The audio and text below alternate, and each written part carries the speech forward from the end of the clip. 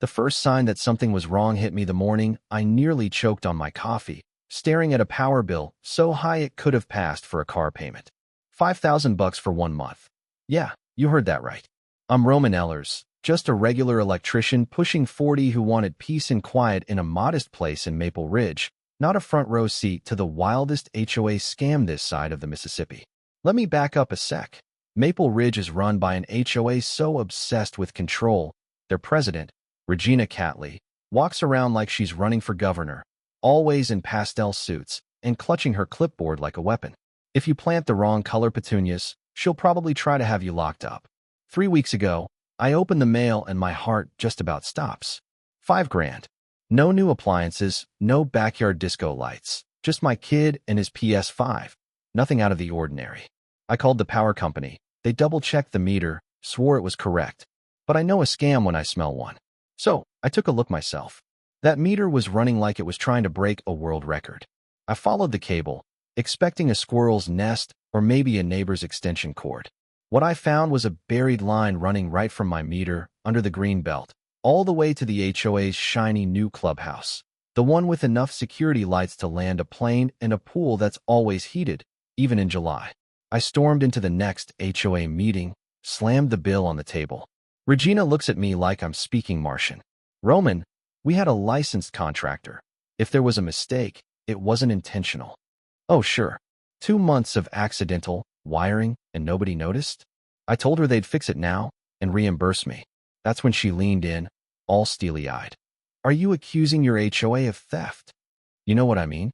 I didn't back down. The room went dead quiet. She threatened me with a formal response and told me to stop disrupting the meeting. But I wasn't about to let it go. I spent the next few days tracing every inch of that cable, installing cameras, documenting everything, footage of the buried line, fake permits with Regina's signature, the whole mess. $5,000 straight out of my pocket, and they were acting like I was the troublemaker. That's when I decided, if they wanted to play dirty, I'd play electrical. By Thursday, I'd mapped the setup. The cable tunneled under the fence line, through a fake irrigation box, split into lines powering their pool, AC, outdoor speakers, all of it. This wasn't an accident. It was an operation. Someone had gone to a lot of trouble to make it look official. Fake city tags, weatherproof junctions, buried deep. I took everything to Samira, a property lawyer who owed me one for rewiring her bakery. She just raised her eyebrow and said, "That's criminal misappropriation, Roman. If this was a private business, it'd be wire fraud, utility theft, the whole 9 yards." She told me to go public if I wanted it to really stick. So I did. I filed a police report, turned my evidence over to the city inspector. The look the clerk gave me when she saw the permit number told me all I needed to know. That night, the clubhouse was glowing like Vegas for Regina's planning forum, which is code for wine and cheese at HOA rates. At 8:13 p.m., I flipped the master disconnect from my breaker. Instant blackout. The hum of the AC cut out. Music died mid-song. Someone shrieked across the green belt. 15 minutes later, Regina herself is pounding on my door in sequin heels, hair wild, face furious. "What did you do?" she snaps. "Come again. Don't play dumb, Roman. The clubhouse went dark right after your little note." I didn't leave a note. I left an invoice. For $5,247.39, late fee included. She loses it, calls it extortion. I tell her stealing power and lying about it is the real crime here. She tries to force her way in. I block her. "You're trespassing now." I'd step back. The look on her face when I mention the forged permit. She knows she's caught. By Saturday, the whole neighborhood's buzzing. The board blames a transformer failure, but some teenager posts a video of the blackout that lines up with my footage to the second. People start asking questions, real ones. Regina sends a dramatic emergency email blaming malicious interference by a disgruntled homeowner. If she thought that'd calm things down, she was dead wrong. By Sunday night, neighbors I'd never talked to are on my porch with cookies and curiosity. When I show them the photos and forged permits, they're furious, especially Mark, a retired electrical engineer, and Lacey, a school teacher. We need a meeting, without the board. So we did. Monday night, 30 neighbors meet in the park across from the dead clubhouse. I lay out every shred of evidence. Mark points out exactly how the wiring was faked. Samira reads out the city's official response. The permit number's from a different address in another city.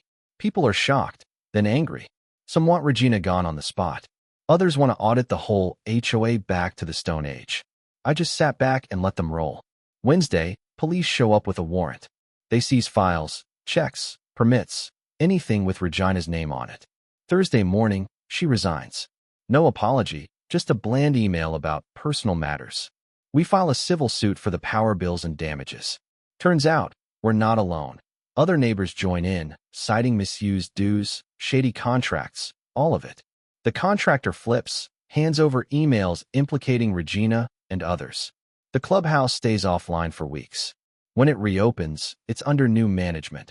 Mark, Lacey, and, yeah, me. I didn't want it, but they said, you're the only one who did something. First order of business, mandatory audits, public financials, third-party verification for every future project. Regina's house sells below market.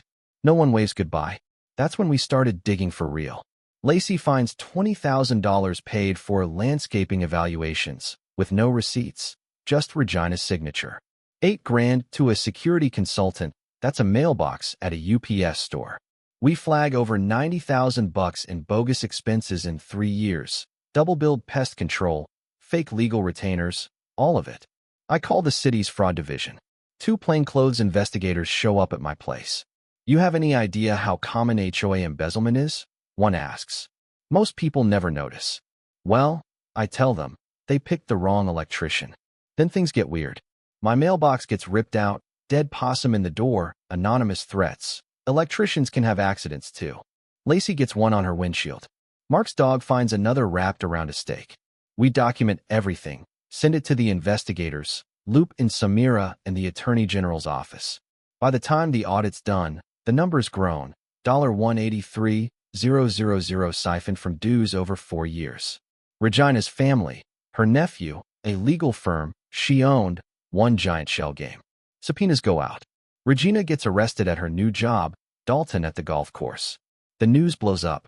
Now, folks who used to avoid eye contact wave when they pass. Someone starts a community site for updates and records. Not everyone's happy. Some old guard types blame us for ruining the neighborhood. But after the audit results, there's no going back. We pass rules. No more closed-door meetings, all invoices online, solar panels on the clubhouse, wired up personally by yours truly, paid for with recovered funds. Regina's trial is a circus, wire fraud, theft, forgery. Her lawyer blames stress and misguided decisions. The jury takes less than 6 hours, guilty on all counts.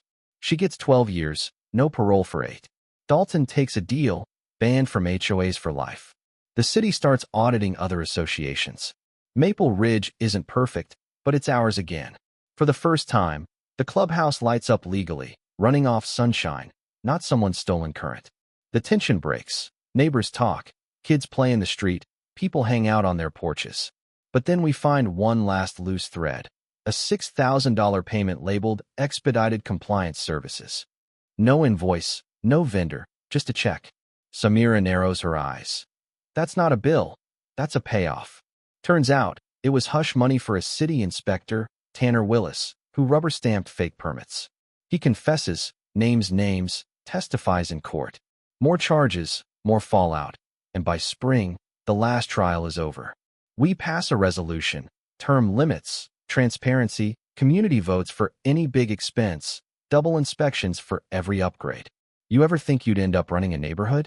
Lacey asks, folding up chairs after our first official board meeting. Not a chance, I laugh. But I tell you this, if you don't check your wiring, things rot beneath your feet. That night, I walk the block, watching porch lights blink on, one after another. No more stolen power, no more secrets, just neighbors looking out for each other, for real this time. The clubhouse behind me, solar panels catching the moonlight, isn't a crime scene anymore. It's just a building, finally honest. And you know what? That's enough for me. So, what do you think? Did justice really win out? Or did we just get lucky this time? Drop your thoughts below, share your own stories, and let's talk about what fairness and community really mean. Because if there's one thing I learned, it's that you don't really know your neighborhood until the lights go out.